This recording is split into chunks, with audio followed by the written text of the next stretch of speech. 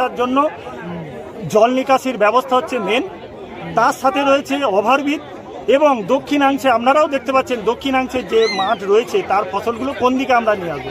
আমরা তো আর ড্রোনে করে আনতে পারবো না, আমরা তো প্লেনে করে আনতে পারবো না। ইঞ্জিনিয়ার সাহেবকে দেখিয়েছিলাম আমাদের কতগুলো ব্রিজের প্রয়োজন এবং কতগুলো ক্যালভার্টের প্রয়োজন। উনি তো প্রথমে সবই দেখলেন, কিন্তু তারপর উনি আর আমাদেরকে কোনো পাত্র নেই। আজ আমরা দীর্ঘ 1 মাস অবস্থান চালিয়ে যাচ্ছি।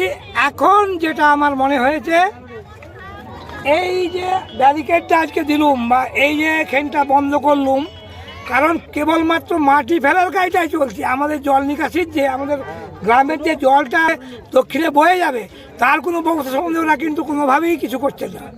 যে